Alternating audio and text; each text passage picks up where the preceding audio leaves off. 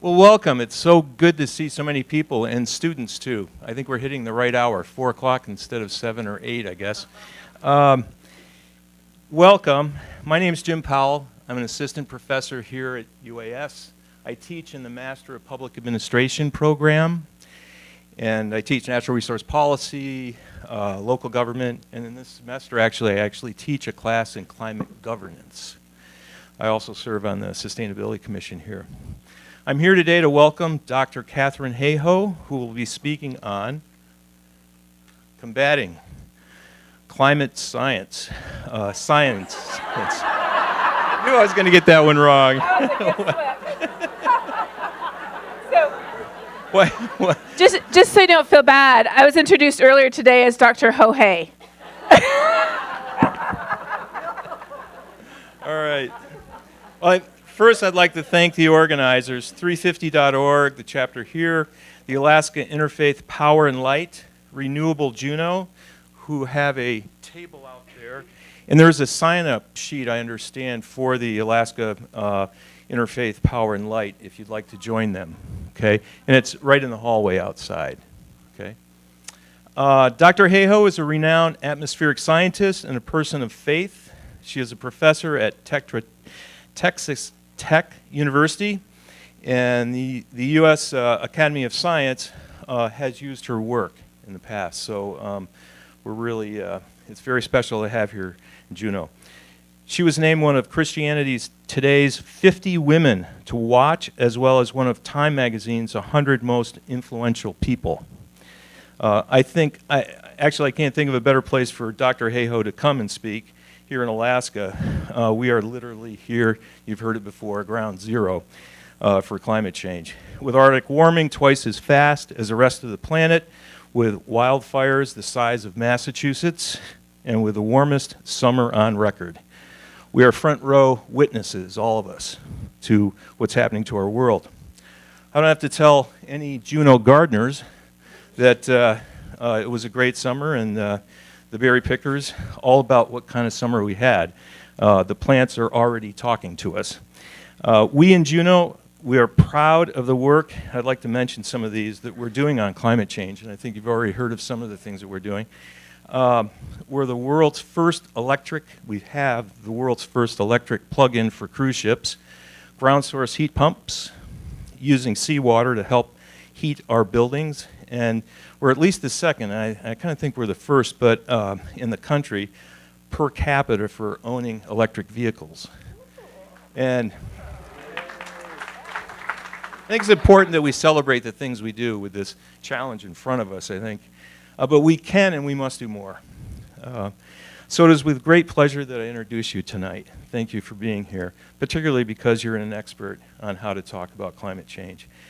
We need this badly. So often, as advocates as we are, we kind of argue past each other sometimes, I think. The planet really needs us. Thank you for being here, Dr. Hayhoe. Let's give her a great Juneau welcome.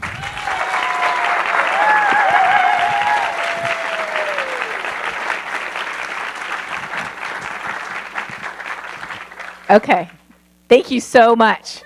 So just a note for you all over there, there are seats on the stairs here if you'd like to sit down. This is a full hour, just warning you. So feel free to make your way over. You can even walk in front right now. That's totally fine. Sit down here. Or there's the overflow room up the stairs because standing for 1 hour is a very long time. So this is your chance. There's also some seats right down here on the stairs. Okay. So we're going to be having a conversation. And for the people in the overflow room, you're going to be participating too.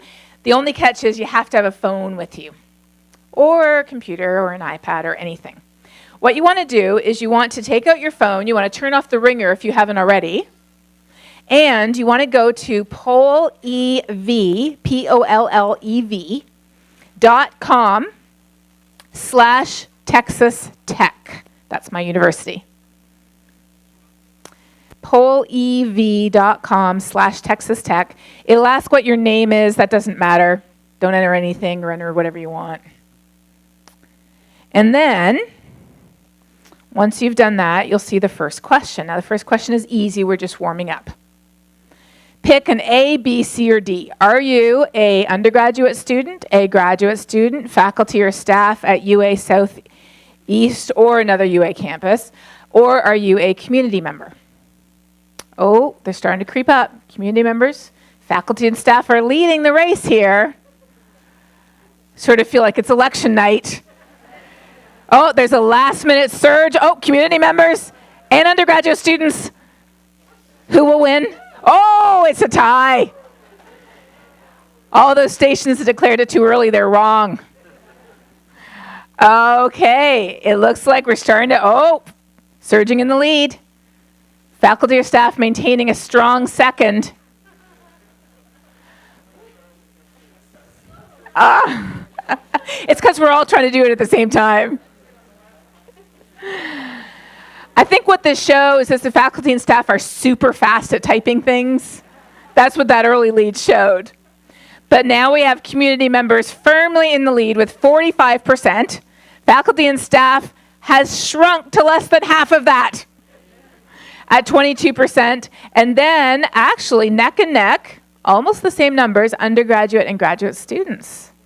Excellent. Okay, you all passed. All right. So talking about climate change, we're going to move on now, but we'll do some more of this so you can keep your phone handy. This cartoon from Calvin and Hobbes was written a number of years ago, but I think it's very applicable. These are interesting times. We don't trust the government, we don't trust the legal system, we don't trust the media, and we don't trust each other. We've undermined all authority and with it the basis for replacing it. Isn't this kind of scary? Interesting is a mild way of putting it, says Hobbes, always sane. And Calvin says, yes, it's like a 6-year-old's dream come true. Well, part of the interesting times we live in as scientists is interesting times that are showing us things we've never seen before. The fact that the monsoon in Bangladesh is a normal part of life, but 2 years ago, a third of the entire country was underwater during the monsoon, and that is not normal. 500-year flood events are a normal part of life, but 3 500-year flood events in a row are not normal. Floods in the Midwest are pretty normal, for those of you who know the Midwest. Flat, rains a lot, rivers. But floods that take out 74 cities, 65 counties, and a very important Air Force base, those types of floods are not normal. Here in Alaska, Alaska's changing environment. This report just came out a couple of weeks ago. Who here has seen this report by Rick Toman, UAF? Okay, just a few people.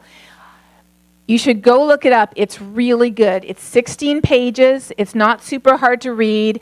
I love it because it gives you a lot of info about Alaska, what's been happening in the last 5 years, and it also has quotes from witnesses all through Alaska and the villages and the towns saying what they have seen with their own eyes.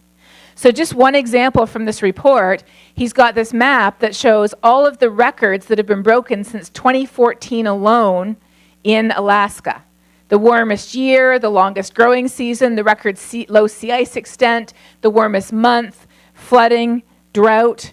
Up north in Alaska, last winter, just a second here, last winter's temperatures were so warm that the software program in the weather station thought they were in error. As Craig says, the term is no longer climate change, it's climate changed. And when you read the headlines, whether it's the National Climate Assessment Summary, whether it's the news on the wildfires, whether it's the fact that the sea ice in the Bering Sea melted completely for the first time in recorded history, we see that these changes are all around us. So here's my second question to you. This one's a bit harder because you have to answer with words. I feel confident. You can do it. What changes have you noticed in Alaska? And not only can you enter something, but you can upvote other people's answers. So I want you to answer, but I also want you to upvote because I want to see what rises to the top. What things have the most of you seen? And if you don't feel like answering, you just want to upvote, that's totally fine too, okay? All right. So, what are we, we got an early lead from warm seawater, but I'm pretty sure, less snow in Juneau every winter. Yeah, definitely. So I'm from Toronto originally, and in Toronto they've had snow-free winters already too. It's hot and it's sunny. Warmer temperatures, quickly receding glaciers. How can you miss that? The glacier's right in town. Less fish, changing fishing seasons. It's hot. Rainier winters. I was just in Anchorage, and they're really concerned about all of the black ice and the freezing rain that they're getting. All right, so what do we have here? So we have less snow in the lead, but neck and neck with hot and sunny. Then we've got warm ocean water, shrinking glaciers, lack of salmon. That's an important one. Quickly receding glaciers. Drought, yes. Drought was actually on that map I showed you previously. So I think that most of you would agree with the Prime Minister of Dominica, which was one of the Caribbean islands that was taken out by the hurricane season in 2017. When he was speaking to the United Nations later that year, he said, to deny climate change is to deny a truth that we have just lived. Do you feel the same?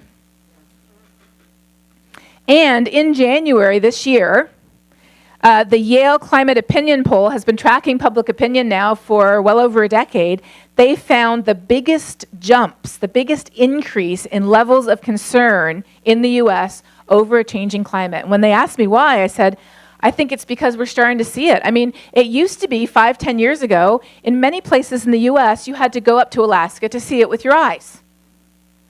But now, even if you're in the lower 48, or Hawaii or Puerto Rico, you see it with your eyes. Whether it's stronger hurricanes, wildfires burning twice the area across the western U.S., floods in the Northeast and the Midwest, or rising seas that are causing the city of South Miami to actually raise the level of their streets by 2 feet. Do you know how much that costs? So when we see people saying things like, it's super cold, is global warming for real? Or the governor says, hey, the president's fixed global warming because it's cold outside. Or people say, are those phony prophets saying that everything, including the gas problem their great uncle had during Christmas dinner, is caused by global warming? We often think if they just knew the facts, they'd change their minds, right? This is a little graphic, if you're wondering, from our Global Weirding series. And this is the episode called If They Just Change Their Facts, or If They Just Change Their Minds. If they just knew the facts, they'd change their minds. But here's the thing. If we assume that if we just give somebody more facts, they'll change their mind, we are assuming they're a blank slate. We are assuming that we will just say, here's the deal, and they say, oh, thank you very much, and they'll write it on their slate. And for some things, this, which in educational circles is called the knowledge deficit model, for some things this works. So imagine if we found out something new about dark matter. And you went and you told a whole set of very different people what we learned about dark matter. Most people would be like, oh, okay. They might not write it down for very long. It might get erased 2 minutes later, but they wouldn't really have a problem with it, would they? Why? Because dark matter isn't politicized at all. People don't really argue over it except in some very arcane circles of astrophysics. And there, believe me, it is a knockdown, drag-out fight. But most places, dark matter, you'd be like, okay, that's totally fine. So what I love about social science is social science tests these hypotheses. They test how we humans interact with information. So 5 years ago, Dan Kahan, another researcher from Yale, he published a study in Nature saying public apathy over climate change is often attributed to a deficit in comprehension. People don't know enough science. So if they don't know enough science, what's the answer? Well, the very first IPCC reports were written quite some time ago, so they had to be updated and updated again, and we update them again and again and again. And they're working on a new set of reports that are coming out in 3 years. And if you stacked up all the special reports and the assessment reports, they would be taller than me. Well, maybe we needed some national reports, like a first or a second or a third national climate assessment, or the fourth one that I just helped co-author last year. Or maybe a National Academy study or another one or another one. You get the idea here, right? Well, here's what Dan found. He found that people with the highest degree of science literacy were not most concerned about climate change. Rather, they were the most polarized.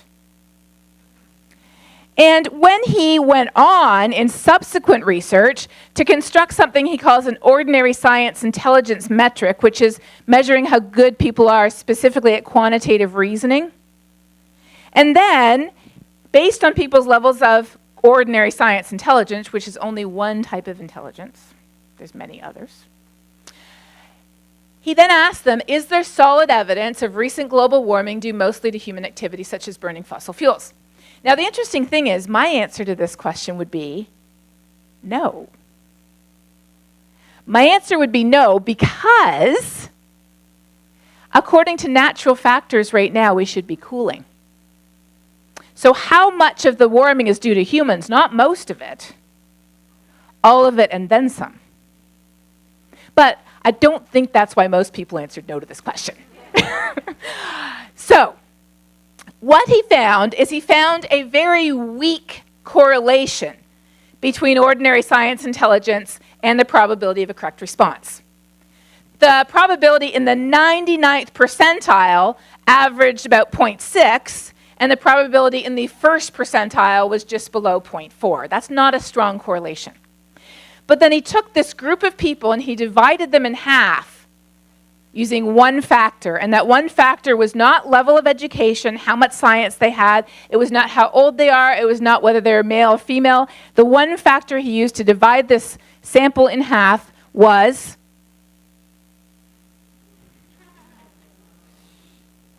how they identify politically. What does this mean? It means, listen carefully here because this is important, what he showed is that the smarter we are, the better we are at picking exactly the pieces of information we need to support our pre-existing opinion when we feel very strongly about that opinion. And I want to say this very carefully because we all do it. If you ever had a child who's a bit too smart for their britches, they argue like a trial lawyer as to why bedtime needs to be half an hour later. You know what I mean? You ever have an argument over something inconsequential, like whose car goes on which side, or who gets what side of the bed, or what type of sheets you have, or something inconsequential. But you'll marshal all the arguments in favor of your side while the other person does the opposite, if you feel strongly enough about it. So what this is simply showing is that when we feel strongly about climate change, which many people do today, and we feel like it's part of our political identity, the smarter we are, the better we are at rationalizing why we think that way. We are not blank slates. So how do we tackle this if more scientific information is not the answer? I want to start off with how not to tackle it. And how not to tackle it is don't fall for the smoke screens. What are smoke screens? Smoke screens are reasons people throw up for why they have a problem with climate change, but they aren't the real reasons. But if we engage with smoke screens, what are we doing? We're battling the smoke, and the real reason is hidden behind it. So there's two types of very common smoke screens that I run into. And the first type is science-y sounding smoke screens. I don't mean scientific, I mean science-y sounding. There's a difference there. So I want to ask you, get out your phone, which science-y sounding objection have you heard the most? A, B, C, D, or E?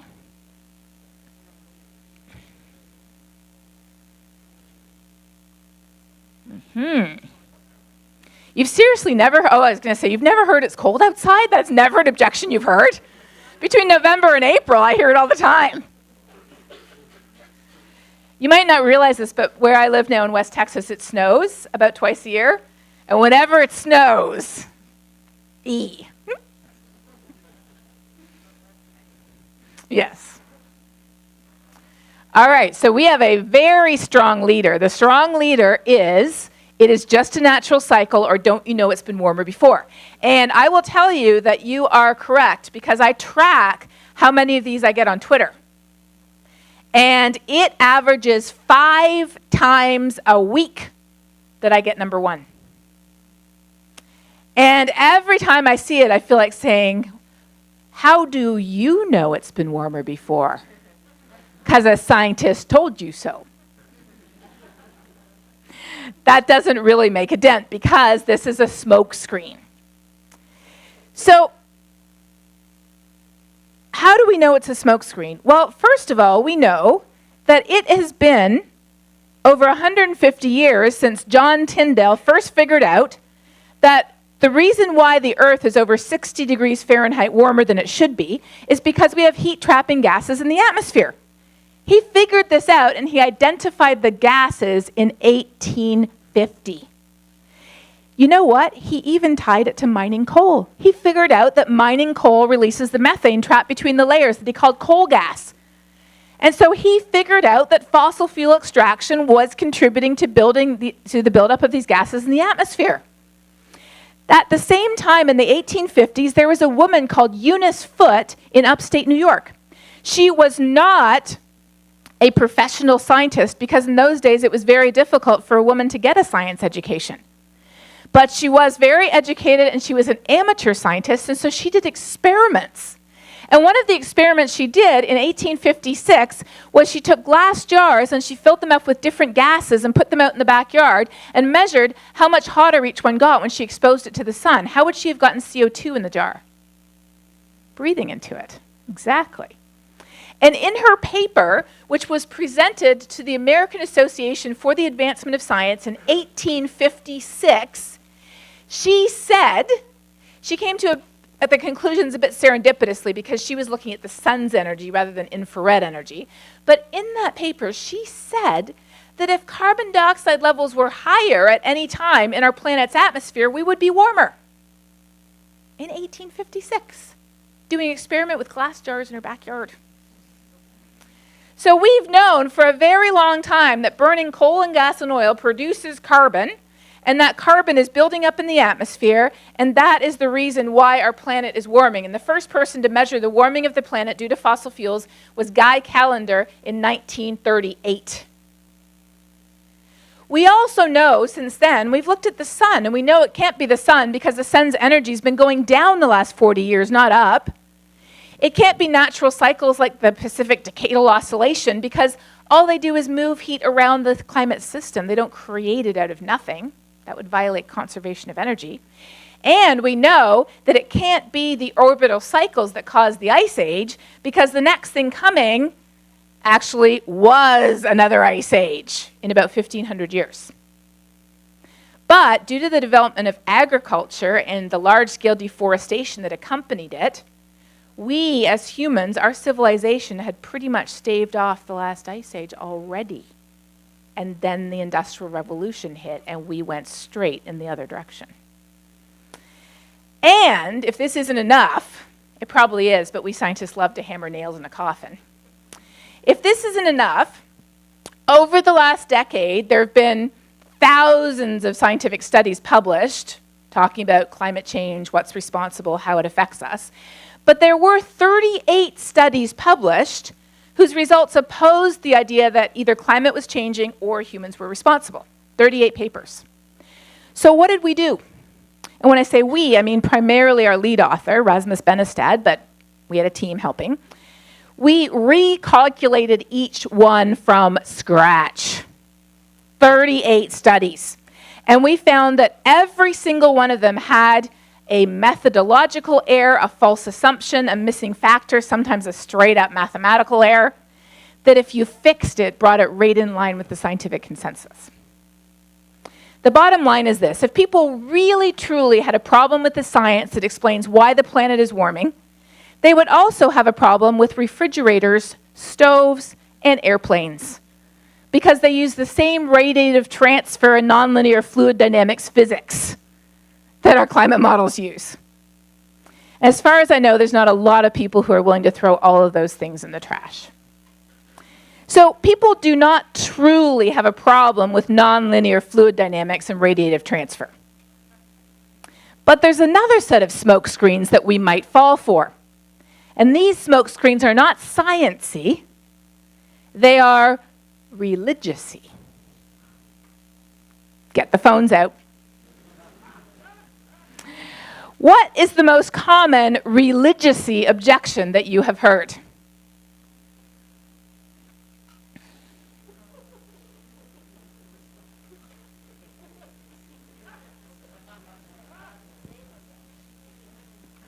And believe me, these are real objections. I have a whole folder full of them.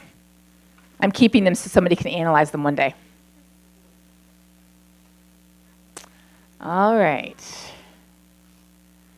So the Dominion argument was out to an early lead, but it has now shrunk to 76%. In second place, we have the godless liberal atheist argument, which never goes away. But in the lead with almost 50% of the vote, are we going to get 50%? 50%? No, 50%? All right, 48%. In the lead with, 49. Oh, 50, yes. In the lead with 50% of the vote, we have God is in control, not humans, and that is correct according to Twitter. I get this one about once a week, and this is the most common religious objection. So where do we hear these objections? Do we make them up? Do we come up with them ourselves? No, we are told them. We are told, in Texas we're very succinct, climate change is not science, it's religion. We are told, in Oklahoma where they're a little more wordy, the arrogance of people to think we humans would be able to change what God is doing to the climate is outrageous. Now, you think about this for a second. In what other ways can humans affect the planet? Have we heard of nuclear weapons? Does anybody doubt that's real? Having babies, 8 billion people. How could we not be affecting the planet? And then when you divide people's levels of concern out by religious affiliation, you see, though, and people say, well, you know, those white evangelicals, they're the ones who really reject this stuff. It's got to be something about what evangelicals believe. Well, here's the results of a survey. The survey measured climate change concern by religious affiliation, and you can see something really interesting. In this survey, white Catholics and white evangelicals are right there at the bottom together, but who's the most concerned people group in the whole U.S.? And you might say, hang on, is that not the same Pope? It is. Did the Pope not write an amazing book called an encyclical about climate change? Yes. Did he not clearly and unmistakably connect the dots between our Christian values and why we care about a changing climate? Yes, he did. So is it the Pope that is dictating people's opinions on climate change? No. Now, I don't know if you've heard, but in the United States, there's actually an organization called the National Association of Evangelicals. And there is a global association called the World Evangelical Alliance that Billy Graham was part of kickstarting. They represent 600 million evangelicals around the world, and the National Association, located in D.C., represents all of the loosely affiliated evangelical churches in the U.S. What do they say about climate change? Well, they beat the Pope. 4 years before the Pope, they published this report. It is called Loving the Least of These, and it talks very explicitly about the connections between disasters, poverty, hunger, and climate change. They connect the dots on it. So is it really what people believe? Well, let's go to our social scientists again. This is John Evans. John studied this, and he said, compared to not actively religious, conservative Protestants, and I think we have to add Catholics too, he was just studying Protestants, are less likely to believe the conclusiveness of climate science, but when you control for demographic properties, it's not where they go to church. It is age, political conservatism, and the Republican Party. And in fact, the government relations director for the National Association of Evangelicals hit it on the head. Here is what Galen said. He said, many evangelicals oppose action to slow climate change not on a religious basis, but politically because they want the government to take away their freedom. But listen very carefully. If you say it is a big problem and it is harming real people today, but I don't want to fix it, that makes us a bad person. And as a human, we do not want to be a bad person. So if we don't want to act on climate because we believe the solutions are incompatible with who we are, what's our only defense mechanism? To say it isn't real. Or that God's in control, or the world's going to end anyways. It is our defense mechanism against the fact that we don't want to act. Now, do you remember the senator from Oklahoma? The arrogance of people to think that we could Same year, he said this. He said, do you realize I was on your side of this issue when I first chaired the Senate Environment Committee? I was on your side till when? Till I opened the Bible? No. Till it snowed in Washington, D.C.? No. I thought it must be true till I found out how much it would cost.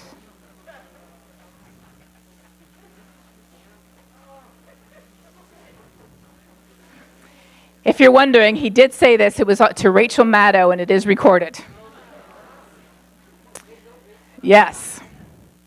So people don't really have a problem with either the science or the theology. But those are the reasons they throw up, because we need kind of legitimate sounding reasons not to act. But when we engage with those, we are like Don Quixote tilting at the windmills. We get tangled up and no, it's not the sun, and yes, the ice caps on Mars are melting, but no, that's not part of the same global warming, and yes, it's been warmer before, and no, scientists didn't fake the temperature data. We just get tangled up in an endless game of whack-a-mole. Have you seen whack-a-mole? Big hammer, moles popping up, not live moles, they are not harmed. It is an endless game of whack-a-mole that will never end. So what is the solution? The solution is to understand the real problems. I'm going to pull back the veil here. Here we go. Problem number one. Back in 1994, when the Pew Political Polarization Survey first began, the political landscape of the U.S. looked like this. The median Democrat and the median Republican were closer to each other than they were to people at the edges of their party. Then you step forward in time, and then only people, this is everybody, then if you only look at people who actually voted in the last federal election, now the people, the median Democrat and median Republican are closer to the tails of their party than to each other. And the worst thing is each side thinks the other side looks like that, but they don't. Each side thinks they look like 1994, and the other side looks like this. What does this have to do with climate change? Everything, because the number one predictor of whether we agree climate is changing, humans are responsible, the impacts are serious, is, it's not how smart we are, you know that now, right? It isn't even where we go to church. The number one predictor is what? Where we fall on the political spectrum. Yep. And so just before the last federal election, they asked people, is climate change mostly human, mostly natural, or not happening? And you can see how this fell out. Now, just out of interest, the second modifier on this, so the first one is where you affiliate politically. The second modifier is age. Younger people are much more concerned about this than older people, but you all are the exception. I'm glad you're here.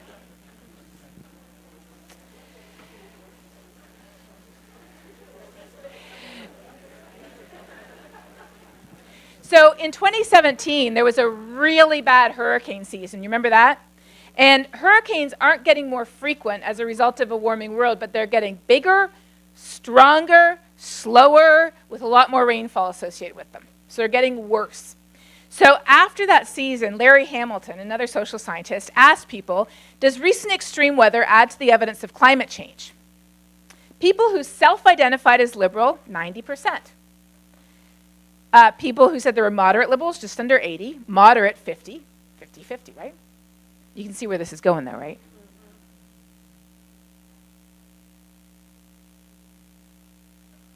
So then Larry said, and this is where it gets really interesting, he said, well, I'm conducting my polls in New Hampshire, because he's from New Hampshire. And he said, I recognize the hurricanes were happening where? South, not in New Hampshire. So he said, well, in New Hampshire, it turns out in 2017, we had a very warm winter. In fact, we've had 5 very warm winters since the 1980s, and the most recent one was in 2017. It was unusually warm. You can see it was 8 degrees Fahrenheit above the long-term average. That's pretty warm. So in February, he asked people a simple question. Was January warmer than average in New Hampshire, as measured by your own thermometers?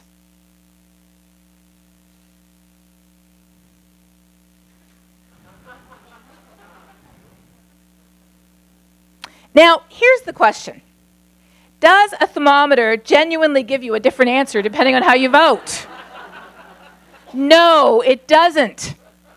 So they were looking at the same numbers. But when we talk about warmer is associated with global warming. Global warming is associated with what? The left-hand side of the political spectrum. And so we can't say it's true if it's counter to who we are. So the first most dangerous myth that we bought into is that I have to be a certain type of person to care about a changing climate, and I am not that type of person. This is the real myth. What's the second one? I have 3, just so you know. So when you look at polling data, we often look at, I'm sorry, this is an old one. I have newer ones from 2018. I didn't realize this is an old one. But it shows about the same thing. You say, do you think global warming is mostly caused by human activities? We think, oh, well, you know, the problem is our education. We just need to educate people more. But then you ask them a different question. You say, do you think global warming will harm you personally? Look, there's Alaska down there. And I know this is from 2016, but I do have the numbers from 2018, and they're the same. Why is that? It's because when you think of who or what global warming will harm, what is the first image that pops into your head? Exactly. Preferably sitting on a piece of ice looking sad. There's even an image on the internet that somebody's photoshopped a banner. They're holding a banner that says, "Help us, Al Gore." But in reality, we know that the accurate picture of global warming is this. We're on the iceberg, and it is shrinking. So the most dangerous myth, the second most dangerous myth that we bought into is that climate change is only a distant issue. It affects future generations and people that are far away. Oh, in fact, here's the 2018 data. So here's the do you agree with the science? But then when you actually say, do you think it's happening? Most people think it's happening.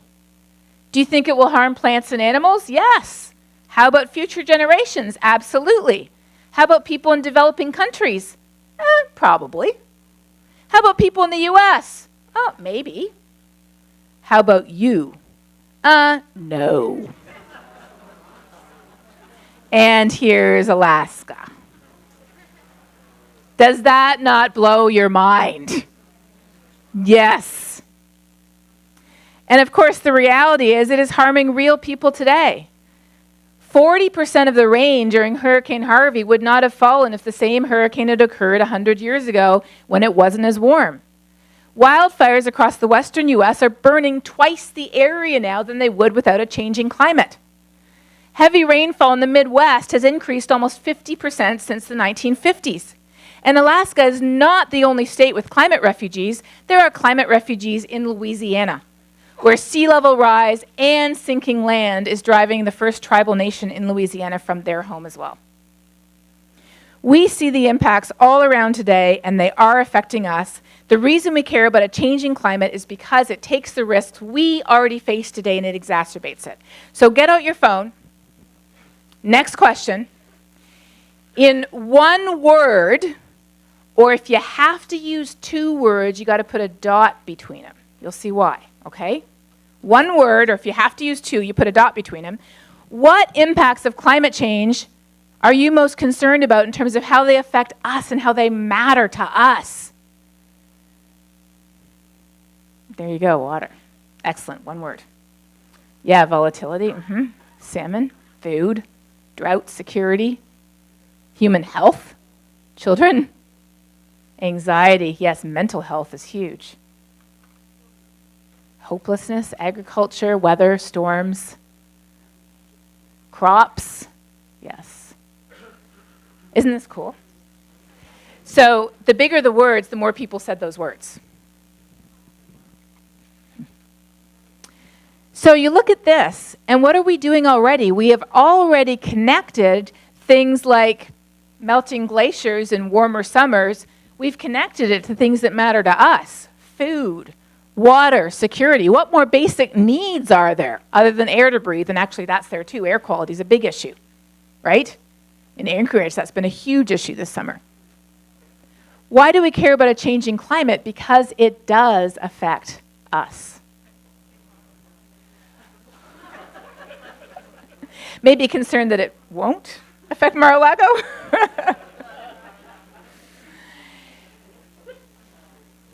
So then, here we are on number 3. So what's number 1? Number 1 is, I'm not that type of person. Number 2 is, it doesn't matter to me anyways. What's number 3? The only viable solutions are solutions that I can never get on board with because they are damaging, they are harmful, or they are even immoral, and I can't agree. Let me give you some real examples. I will not destroy the economy over climate change. The myth that somehow an economy can survive just fine after we've destroyed climate. I don't want to return to the Stone Ages. The myth that somehow we have to unplug every source of energy we have, even though Alaska already has the most diverse set of renewable energy portfolio in the entire United States. This one's a big one. This next one I didn't get until my son was in kindergarten and I was reading him a book on the history of the American Revolution. And it hit me between the eyes that this war was about 2 things. It was about government control and taxation. And what are the solutions to climate change? Government control and taxation. Do not discount this. It is in people's DNA. And then, this is a new one that I have seen rear its head the last 6 months. It is new, but it is real. The myth that the only solution to climate change is abortion. Yes, I'm serious. And now they've pinned it on Bernie Sanders. I'm just like, Bernie, there are certain times when you just want to zip it. Because whatever you said, it was not the right thing. But I ran into this when I spoke at a conservative Christian college, and some of the administration was protesting me coming, and I saw some of the emails, and they said, why are you inviting this woman to our campus to spread Satan's lies? Everyone knows the only solution to climate change is abortion, especially in developing countries, because otherwise there's just too many people. So I gave a talk on how climate change is a pro-life issue. Because life does not end at birth, it ends at death. So here's the thing, though. Here's the thing. So this is the myth, right? This is the myth people really believe. But remember these opinion maps, right, that I just showed you? Remember the, let's see where we are here, this one. Remember where they asked people about, does it affect you? Well, they didn't stop there. These opinion maps asked people not, do you want to fix climate? It said, do you support specific things? And they didn't ask, do you want to destroy the economy? Do you want to return to the Stone Age? And do you want to implement forced abortion around the world? They didn't ask those things. What they asked instead was about real solutions, like what? Like, do you want to support funding research into renewable energy? Look at this, dark red. Do you support a tax rebate for people who purchase energy-efficient vehicles like in Juneau? Yes, they do. Now, this is a crazy one. Yeah, I know, West Texas. It's because of the trucks. I seriously think that one of the biggest things that could change the most minds where I live is a fully electric, very powerful, fast truck. If somebody could just get going on that, I really think it's key, and I'm not actually joking. But now here's where it gets interesting. They used the 3-letter word. What is one of the worst 3-letter words in American history? TAX. You all know it. They said, do you support taxing fossil fuel companies as long as you equally reduce other taxes on people? More people support this than agree with the science. Why do they want to tax it if they don't think carbon's causing climate change? I don't care. I honestly don't care. Do you know in West Texas, we have, actually in all of Texas, almost 20% of our electricity comes from wind and with a bit of solar, and most of that is on the land of farmers who don't think climate is changing due to human activities, but the check arrives in the mail. I have no problem with that, except that it's not arriving in my mail, just to be clear. So let me ask you again, because there's a bit more to unpack here. What do you think is the biggest barrier to us acting? There is a bit more here. I mean, we'd like to have more technology. The sun doesn't shine at night. I don't know if you've heard that one. There is a thing called batteries, though, that do work at night, but then it gets too cold and they might not be best. So, no, yep, I'm actually with you on those things. And I'm actually with you on the number one answer there. I am with you on that. Because when you look to the future, what visions do we have of the future? We have two opposing apocalyptic visions. We have the apocalyptic vision of what will happen if we don't fix this, and that's what people are fighting to avoid on one side. And then we have the apocalyptic vision of what the world would look like if we destroy the economy, get rid of oil and gas, absolutely tank Alaska's economy, let the government control our personal liberties. That's an apocalyptic vision that everybody else is fighting to avoid. And what do those two visions have in common? Fear. They are both fear-driven visions. So I completely agree, and frankly, I'm really, really amazed that's the top answer, because it's taken me, 12 years to get to this, and you guys just nail it like that. But fear, which feeds into politics, uncertainty, complacency, lifestyle change, belief, propaganda, stubbornness, that is, I've heard that one before in Alaska. That really is at the root of it. We're going to get to that fear, so keep the word fear in your mind. But remember I showed you this map, right? This is the map of, do you think global warming will harm you personally? Now, you should know the answer to this. Why are those Texas counties orange? Who's the most concerned people group in the U.S.? Hispanic Catholics, exactly. And then, after Hispanic Catholics, this wasn't on the breakout, but tribal nations also. So if you go up through New Mexico and up to the Dakotas, that's part of there. But if you look at Miami, you look at the LA area and the San Diego area, Hispanic Catholics.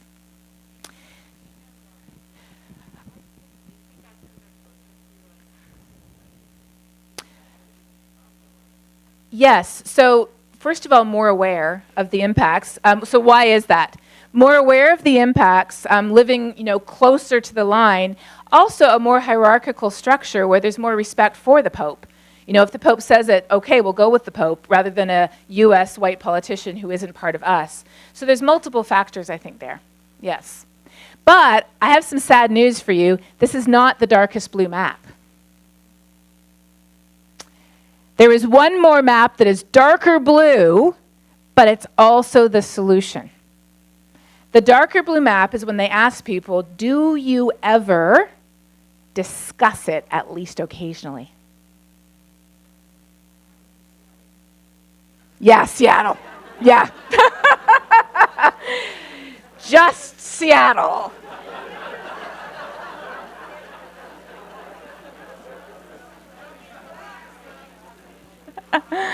Yeah, there's Alaska down there. Now, Southeast Alaska, yes. Now, again, this is 2018. 2019, you might get a different answer, at least up here. So what is the answer? The answer is embedded here. Follow my logic here. If we never talk about something or hear somebody else talk about it, why would we care? And if we don't care, why would we act?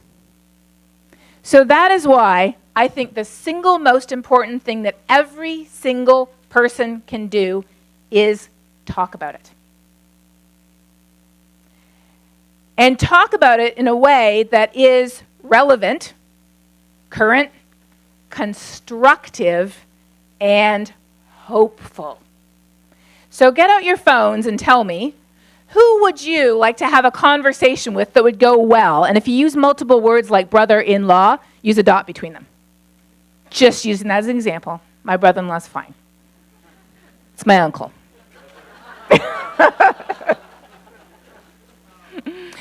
Who would you like to have a conversation with that went well?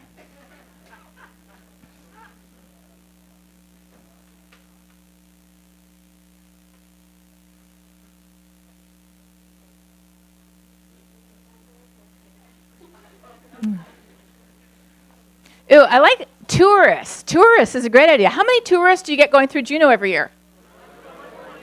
1.3 million people you can have conversations with. That's pretty crazy. Family members, kids, parents, politicians, elected officials, students. Okay. Now, let me just caution you, okay? Let me just caution you here. Now, we started about 10 minutes late, so we're going to go about 10 minutes past. Is that okay? Okay. All right. Just letting you know. I'm going to caution you here. This is something called the 6 Americas of Global Warming, created by that same Yale group. And what they did was really useful. It shows us that people aren't yes or no on this issue. We fall on a spectrum. And the biggest groups of people are actually concerned now. And the interesting thing is, I've discovered that cautious people lead with their objections. So just because somebody leads with an objection or a smokescreen doesn't mean they're dismissive. They're being cautious and they're leading with something that they want an answer to. So is it possible to have a constructive conversation with anyone but this group? Because a dismissive person will dismiss anything. A dismissive person will dismiss 8 feet of IPCC reports, 200 years of climate science, and an angel from God with brand new tablets of stone that say global warming is real. Fix it. Sign God. Because a dismissive person, they're the ones who comment on every online article. They're the ones who attack me on Twitter every day. They're the ones who rejecting climate change is so integral to their identity that asking them to change their mind on it would require a genuine miracle. It would be akin to asking them to remove a body part. That's how part of it, that's how strongly it's part of them. Now, no. They are human too. Nope. But it takes a miracle to change their mind, and I have seen a couple miracles. But to be honest, I don't think I'm in the miracle business. So with a dismissive person, I just figure out, are they dismissive, which I can usually tell if they are not listening to a thing that comes out of my mouth. And if they're immediately really offensive and disrespectful, that's also a sign. I just give them one answer and we move on to the next, because there's no point spending my time there when I could be talking to a cautious person. So can we have a constructive conversation? We absolutely can, but the way to have it, you can see a bit of a theme here. The way to have it is not to show up, not for Susie the scientist, to show up with all her scientific reports. Because Calvin will respond, and this is a response I actually got from one of our students at Texas Tech. He will respond as if I am attacking his identity and who he is. This type of response builds a trench rather than a bridge and usually ends something like this. Or maybe like 2 heads exploding, and maybe I should look for a picture where both of them explode.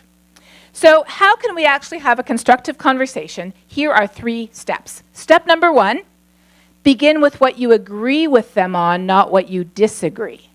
This is a tough one, because when someone says something you disagree with, you immediately want to jump on them, right? That's not the time to have a constructive conversation. Resist the temptation. The time to have the conversation is when you can agree on something. Fishing, hunting, air quality, the glacier, the tourists, something at church, the community. Agree and then connect the dots, because we both care about this. We already care about this. You might just not have known. And then address the real issue, offer a solution that they can get on board with. Let me give you just a couple of examples so you see what I mean. What values do we share with people? A traditional way of life, the beauty of the outdoors, a recreational activity, our faith, or the Rotary Club. Now, don't knock this, because I'm not a Rotarian, but the first time I was invited to speak at the West Texas Rotary Club, and I walked into the room, and it was full of West Texas business people, all giving the side eye to the one woman who invited me, who was sitting over here. I knew it was going to be a tough crowd. My favorite kind. I love you too, though. This is fun. So I walked in, and I'm not a Rotarian, but they had a giant 4-foot banner with their 4-way test that hit me right in between the eyes, and I thought, they have done me the favor of printing their values out. These are their values. Is climate change the truth? Yes. Is it fair? Heck no. Will it build goodwill and better friendships if we fix it? Yes. Will it be beneficial to all concerned? Well, if you fix it, yes. If not, no. So I rearranged my presentation to the 4-way test. I skipped the chicken dinner. And I gave the 4-way test on climate change. And as I went, I could see the arms unfolding. I could see the heads starting to nod.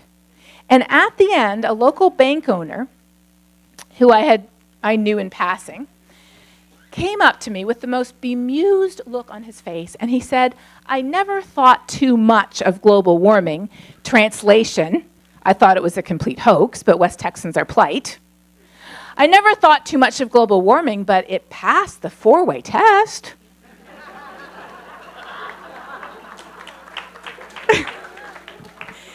Like, what can I do? Those are my values. It passed. Okay.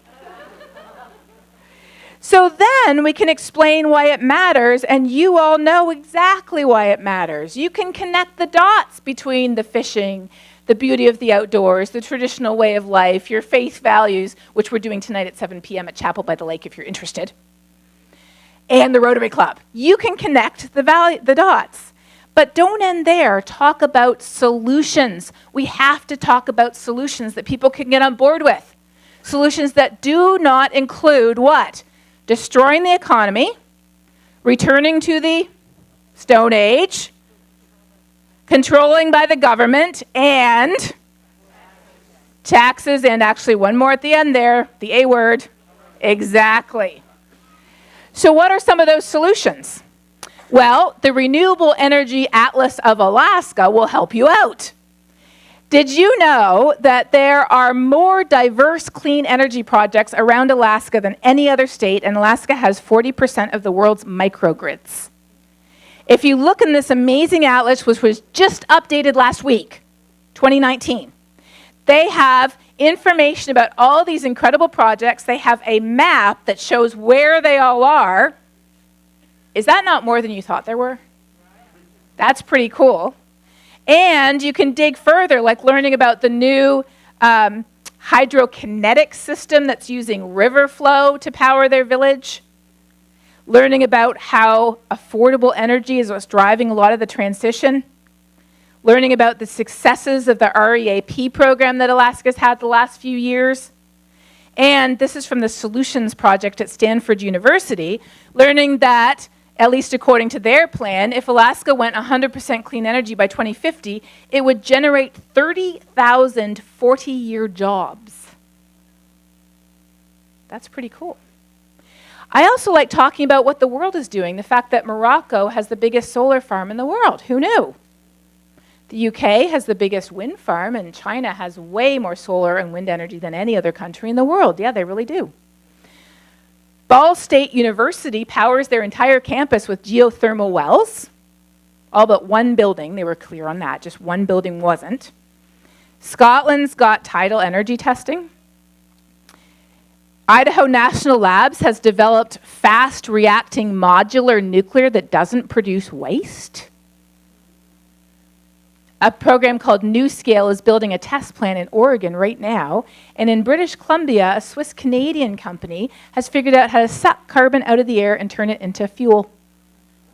It isn't cost-effective yet, but when it is, it will be carbon-neutral liquid fuel. And last year, almost 80% of the energy installed around the world in places where people did not previously have energy was clean energy. These are some really amazing things we can share with each other. If you want any more inspiration, check out Project Drawdown that talks about some really surprising solutions to climate change that you might not have heard of, like Project Drawdown, biochar, putting carbon back in the soil, clean cook stove programs that also save millions of lives a year, educating women and girls, reducing infant mortality rates, the opposite of abortion, and allowing women to choose how many children they have, and family planning. And then number 3 is reducing food waste, because if food waste were its own country, it would be number 3 after China and the US in greenhouse gas emissions. We can all reduce food waste. I want to tell you about a really cool project I just learned about in Juneau. So when I travel, when I fly, I offset my emissions. I also only fly when I have lots of events to go to. And the people here took me at my word, because in Alaska, I had 29 events. Yes. The carbon footprint of each event I'm doing here is if I drove in my little electric hybrid car about an hour and back to do each event. That's about as low as you can go, but I still offset the rest. I use a program called Climate Stewards because I know them. They work in developing countries by engaging the local economy. But you have your own offset program right here in Juneau. Yes. And it's replacing oil use in low-income homes, so it's helping your neighbors with geothermal systems. And they're planning on offering this to who? The million cruise ship visitors, too. This is huge. If you want to know more, right on the table out there, you can pick up the flyer. It is very easy. I just offset my emissions for my first half year of travel, and it was $129. So we're not talking about thousands of dollars. So last question for you all. You can answer this one with as many words as you want, or you can upvote somebody else's answer. What solution are you most excited about? Tell me.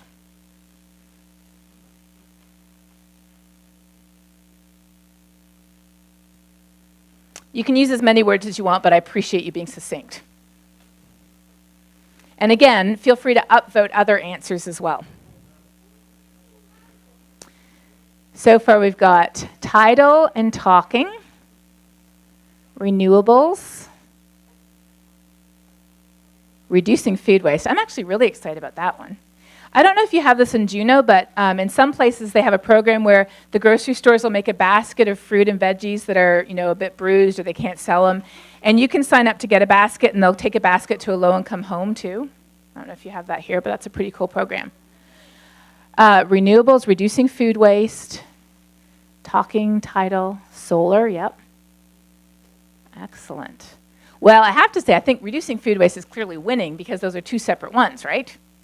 Yeah, there we go. Educating women and girls. I'm glad I saw that one popping up. Constructive dialogue. Yes, absolutely. All right. So what I want to end with is this. Remember that I talked about how we currently only have what? Two opposing apocalyptic visions of the future, both fueled by fear. So what are we truly missing? What we are truly missing is hope. And the hope of what? The hope very specifically of, the hope very specifically of a better future. So when we talk to people, what do we want to be talking to people about? How climate change affects us in the places where we live, and what are the solutions that will take us all together as a city, as a state, as a country, and as the world to a better future. That is what we must be talking about. If you want more resources, I have the aforementioned Global Weirding episode. I have the TED Talk I did on how to talk about climate change. So if you want more on how to have these conversations, watch the TED Talk. And I want to recommend 2 books to you also. I'm Right and You're an Idiot. Excellent book. And How Our Brains Are Wired to Ignore Climate Change. These books are both 100% worth your while reading if you're interested in more. So Global Weirding, TED Talk, and these 2 books if you want to know more. And that is all for me. I am done. Thank you very much.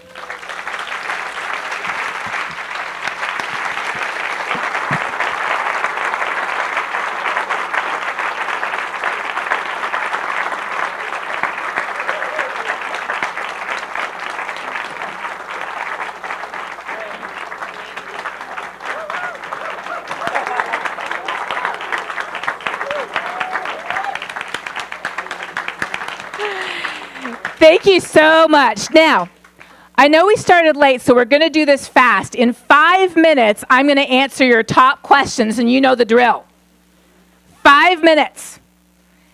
You don't have to enter a question, but you need to upvote somebody else's, because I'm guessing there'll be more than 3 or 4 questions.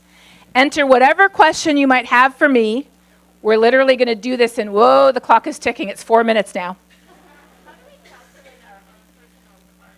Oh, footprint calculator. There's a really good one. Yes. Carbon footprint calculator. How do you find time for Twitter? It is when I'm standing in line.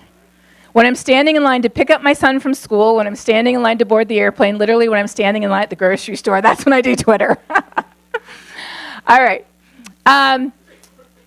Political solutions. Okay, so as a scientist, I am for any solution that reduces carbon and helps people.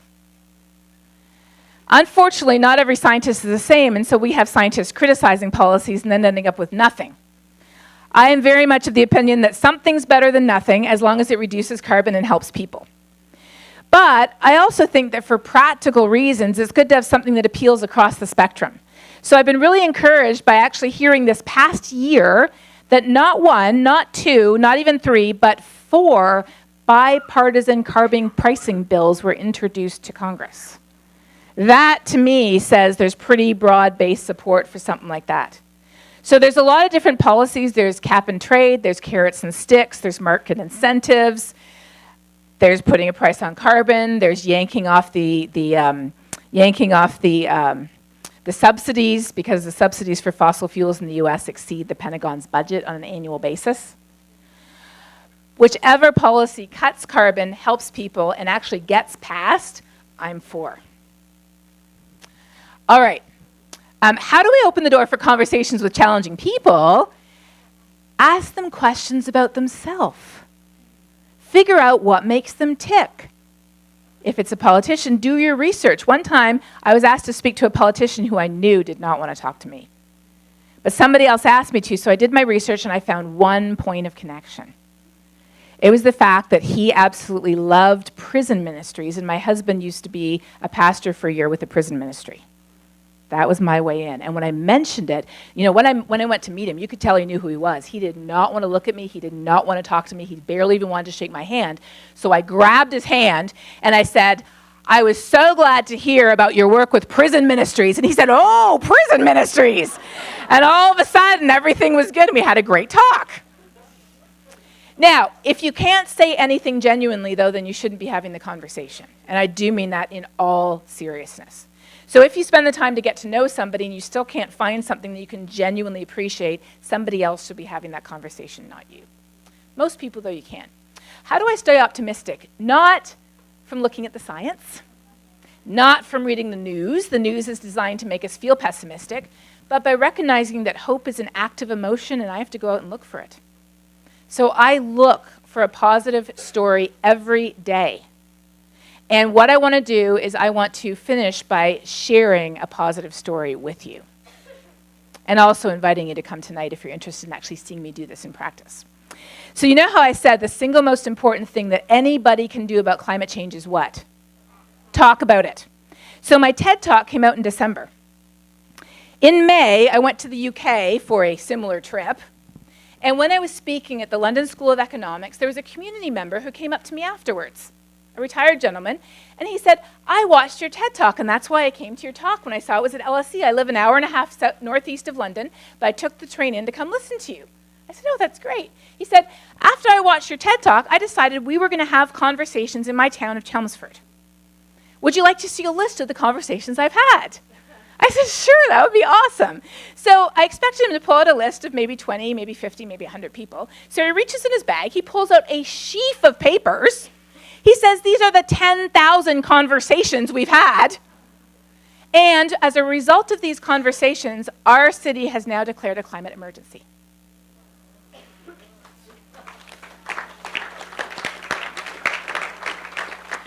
So there's your hope for the day. If you want more hope, I try to post hope on Twitter and Facebook on a very regular basis because we all need it. The hope comes from acting ourselves and from engaging with others who are acting, and there's many groups here that are acting, and from looking for and sharing stories about what other people are doing. That's what gives us hope. Thank you so much.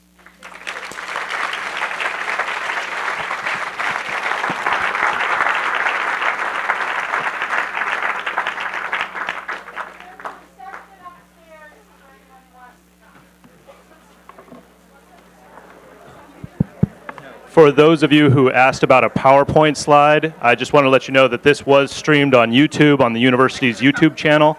So all of the deck will be visible there if you wanted to re-watch the video. I don't know if you knew it. I was listening to As It Happens the other night, the Canadian, and you were mentioned by the environmental minister of Canada. Yes. We're both private Catholics.